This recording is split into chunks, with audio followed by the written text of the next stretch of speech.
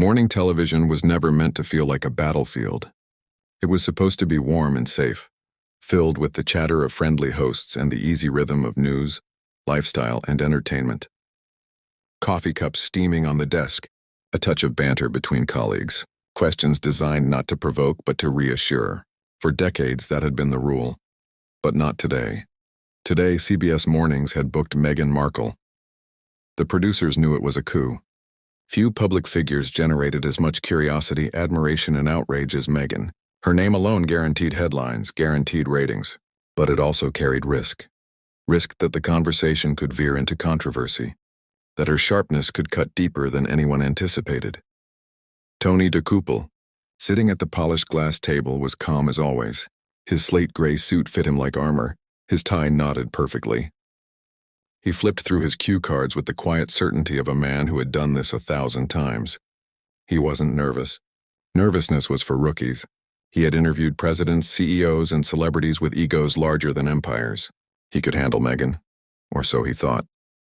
The studio itself gleamed, bathed in the familiar CBS palette of blue and gold. Giant LED screens glowed softly in the background, showcasing the network's logo and skyline visuals. Cameramen adjusted their lenses, silent and precise. Stagehands whispered final notes into headsets. The audience, small, carefully curated, shifted in their seats with anticipation.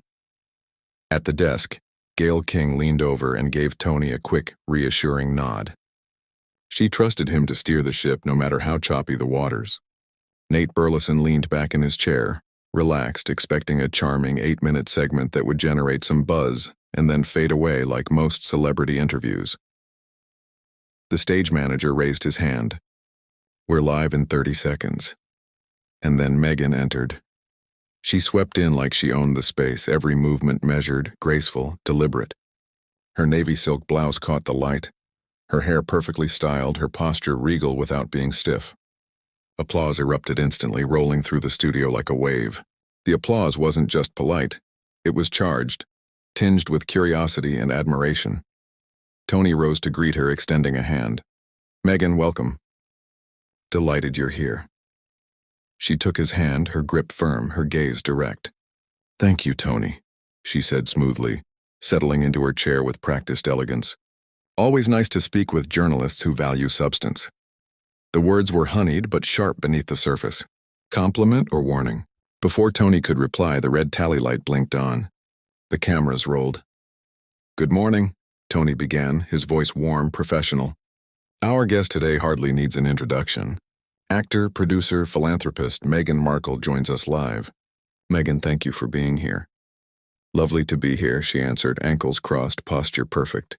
"Let's have a real conversation." And just like that, the sparring began. Tony started gently. "Your foundation has been doing incredible work, from women's education to community outreach. What's driving you right now?" Meghan smiled politely. "Impact, real impact. Not headlines, not sound bites." Her gaze flicked briefly to the camera. "We've had enough of those." Tony chuckled lightly, but inside he felt the shift. "Fair enough. But for the folks at home sipping their coffee, what impact do you want them to feel?" "Awareness, depth, nuance," she said, each word precise, polished. "Not reduction."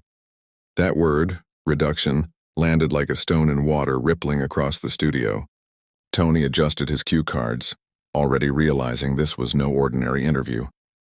He tried another angle. "Your docuseries sparked conversation worldwide. Were you surprised at how much attention it received?"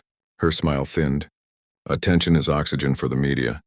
My concern is whether that oxygen fuels growth or just more smoke." Murmurs rippled through the audience. Gayle scribbled a note. Nate raised his eyebrows. Tony nodded. "So you feel the media misunderstood your intention?" "I think the media rarely asks about intention," Meghan said coolly. "They ask about spectacle." "Isn't spectacle part of storytelling?" Tony countered. Her eyes locked onto his, unblinking. "Not when the story is your life." The air tightened. Even the cameramen glanced at each other. The conversation moved, but each question grew sharper, each answer heavier. Tony asked about her philanthropic projects, her new company, her children. "People want to know how you balance career and motherhood," Tony said. "Our children," she replied, voice crisp, "are not breakfast television content." The audience chuckled nervously. Gail cleared her throat. And the monarchy, Tony ventured. Was it harder than you expected? Her gaze hardened. Prepared for an institution that treats women like ceremonial accessories? No, but I adapted faster than most would have. Tony kept his smile fixed. Would you do anything differently looking back? Yes, she said, her tone cutting. I would have trusted fewer people. The words landed with a thud. Even Gail's pen froze mid-note. The tension only grew as Tony pressed further. Privacy, criticism, budgets, reconciliation. Each subject was a spark, and Meghan's replies were fire. Privacy isn't silence, she said. It's boundaries.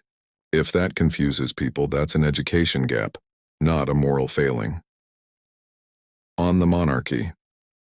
Smoke and fire can't be separated. Tony, the system is toxic and I stepped off it. On critics. Critics are usually people who failed at doing what I'm doing. I'm not ambitious, I'm effective. By then, the studio was taut as a wire. Gail and Nate exchanged uneasy glances. The control room buzzed with nervous chatter. Should we cut early? Should we steer it lighter? But the ratings spike flashing across the monitors told them to keep going. Tony, sensing the danger but unwilling to retreat, leaned in. Maybe you mistake criticism for persecution. The silence was instant. Meghan's smirk appeared slow, deliberate. Persecution, she said, her voice low, steady, lethal, is when a woman tells the truth and men insist on reframing it. The line landed like a blade. Gasps echoed in the audience. Gail looked stunned. Nate mouthed, "Whoa." Tony's smile didn't falter, but his jaw tightened ever so slightly. The red light blinked off. Commercial break. Chaos. The stage manager rushed forward with water. Gail leaned in, whispering, "Tony, are you good?" He exhaled, still staring at his cards. Not for much longer.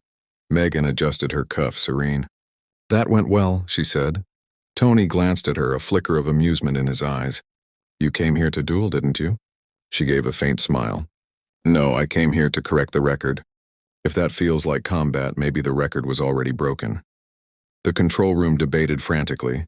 Should they soften the tone, pivot, cut short? But the audience was buzzing, leaning forward, alive with tension. They wanted more. The countdown began again. 3, 2, 1. The red light blinked back on. The final minutes were calmer, almost staged. They discussed her children's book, her charity gala, her vision for the future. But the storm had already passed through. The damage, or the revelation, was done.